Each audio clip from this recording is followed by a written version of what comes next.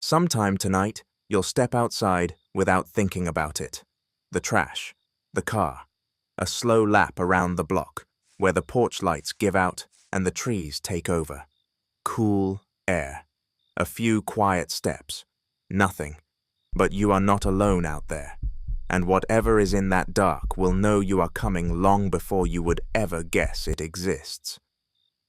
A deer stops chewing. A rabbit goes rigid beneath a bush. A bird that was singing falls silent. And somewhere past the edge of your vision, a hunter of its own, a fox, a coyote, perhaps something larger, abandons what it was doing and slips back into the trees. You did not shout.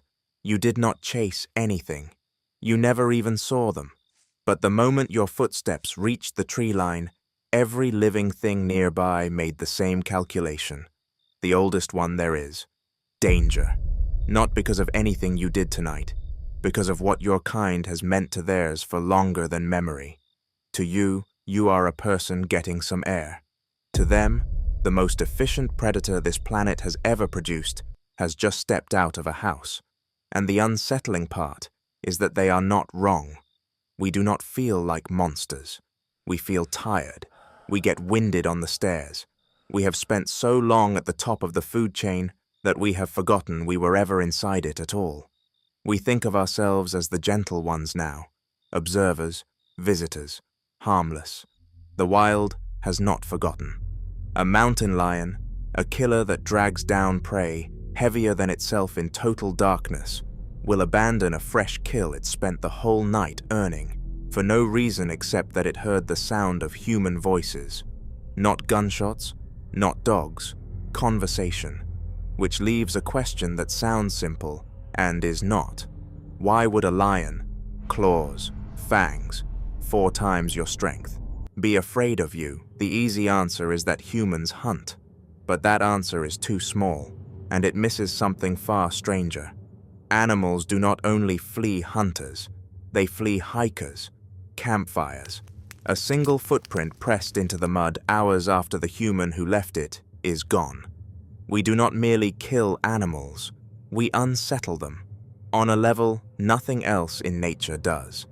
To understand why, you have to stop seeing yourself as a person and begin to see what the animal sees.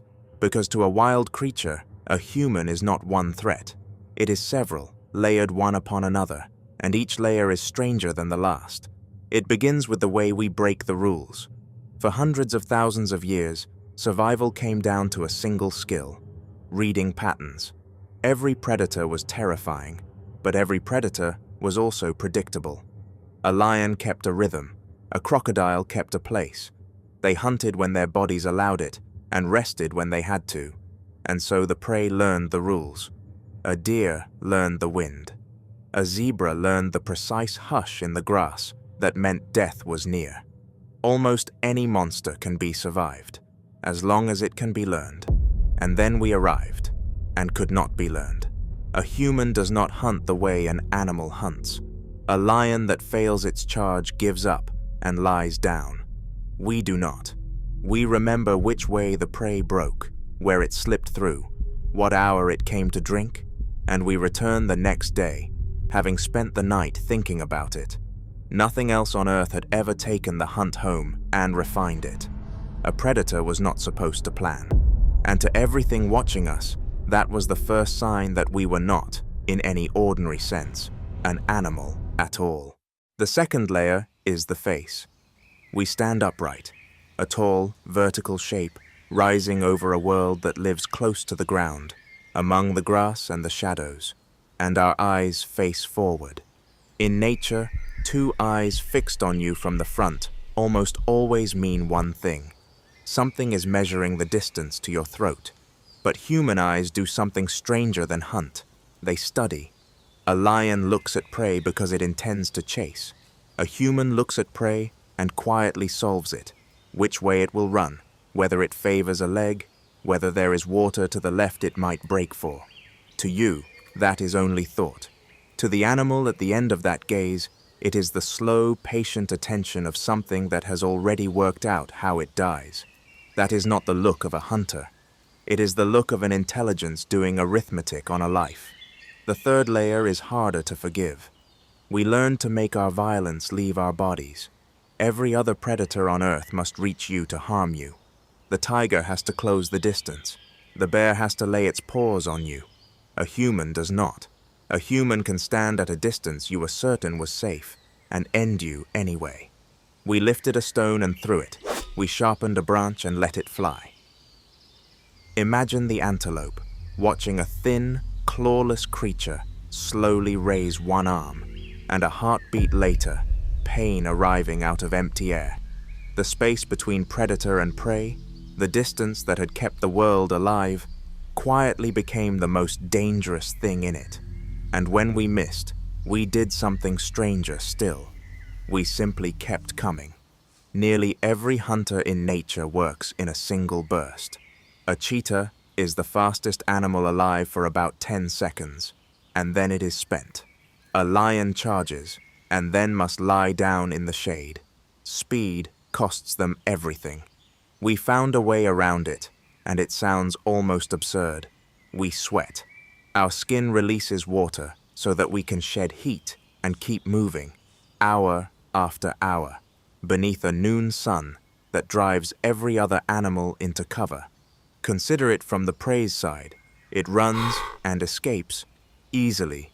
It stops to cool, and then over the rise, the shape appears again. Walking, it runs again. It rests again. The shape appears again. It is never faster than the animal. It simply never stops, until the prey's own body fails beneath it, and the shape is still there, unhurried, closing the last of the distance. That is not a chase. It is a slow arithmetic of exhaustion. The most frightening thing about the monster was never its speed. It was that it would not tire, and even when the prey broke from sight, even when it was truly gone, the thing could do the most uncanny thing of all. It could read the ground, a bent blade of grass, a print pressed deeper on one edge, a single drop of blood. To us, these are nothing. To a tracking human, they were a sentence, describing which way the animal had run, how fast, whether it was wounded, and where it would most likely go next. Not where it was, where it would be. A creature that can study bare earth and name your future is no longer simply a predator. It has become something the prey has no word for. And then, last, the worst discovery of all, there was never only one of us. We hunted in groups that could surround and drive and trade places and remember together. We carried fire, the one thing every other animal fled, and made it a tool. Alone, a human was prey. Gathered, speaking, planning, a band of humans was a problem with no solution. None of this is myth or exaggeration. It has been measured. Humans kill large carnivores, lions, bears, wolves, at roughly 9 times the rate those animals kill one another, and take adult fish from the sea at 14 times the rate of the ocean's own hunters. The researchers who gathered the numbers reached for a word that was not predator, and was not even apex predator. They called us the super predator. The rest of the living world had arrived at the same conclusion long before we had the language for it. We know this fear is real, and not merely a story we tell, because it has been watched under controlled conditions. Researchers located the kill sites of mountain lions, the exact place where a puma had brought down a deer and settled to feed, and concealed a speaker nearby. When the cat returned to eat, the speaker offered one of 2 sounds, sometimes something harmless, frogs, sometimes instead the ordinary murmur of human conversation. The frogs changed nothing. The voices emptied the place. The pumas fled, waited far longer before they dared return, and in the end, ate roughly half as much. A top predator, driven from its own kill by the sound of people talking. And it does not end with a single animal.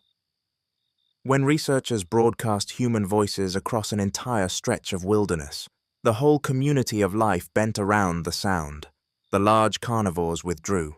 The foxes and raccoons grew cautious and fed less, and the smaller creatures those animals normally hunt came out and fed in peace, safer, suddenly, because the things that frightened them were busy being frightened of us. A single recording rearranged an entire ecosystem, from the top of it to the bottom. No weapon, no blood, only the suggestion of a human in the air. Ecologists have a name for the invisible thing we carry with us wherever we go. They call it a landscape of fear. And here, the honest answer matters more than the frightening one. No animal is born remembering any of this. A deer has never heard of a spear or a rifle. The fear is not a memory. It is older than memory. Across countless generations, the animals that treated the upright shape as danger simply lived a little longer and left behind a few more young, and survival wrote the lesson into them without a single word. They do not fear us because they understand our history. They fear us because the ones that did not are no longer here. But beneath even that lies the deepest reason of all, the one that turns the word predator into the word monster. We are the predator that cannot be read. A wolf looks like a wolf. A tiger looks like a tiger.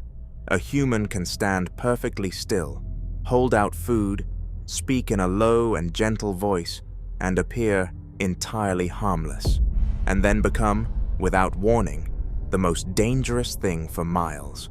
Gentle in the morning, lethal by afternoon. We protect one species and erase another. We feed an animal by accident and punish it for drawing near.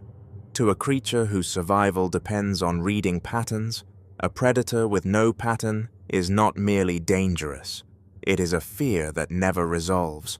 And you already know how that feels. Walk alone into deep forest after dark, and something very old wakes inside you. The skin listening before the mind can explain it, certain that somewhere out there, something is watching. That is not weakness. It is the same inheritance, turned the other way. Your fear says only, something here might hunt me. Theirs says, the thing that changes everything has arrived. We were so dangerous that one animal stopped running and made the opposite wager. It came closer. Across thousands of years, a wolf began to follow our hunts, to sleep beside our fires, and slowly became something new.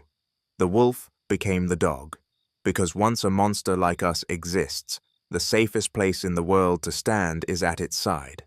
We prefer to define ourselves by what we have built, the music, the cities, the medicine, the art. But that is the story we tell about ourselves. To everything else alive, the first true fact about a human is older and far simpler. When one appears, the safe world ends. Both are true at once, the species that composes symphonies and the shape that can empty a forest simply by walking through it. So the next time some animal goes still before you have even seen it, a deer frozen at the tree line, a bird that stops singing mid-note, do not mistake it for shyness. You are standing in an older world, one in which your kind was never background noise. You were the signal. You still are. You have only forgotten that you are the monster.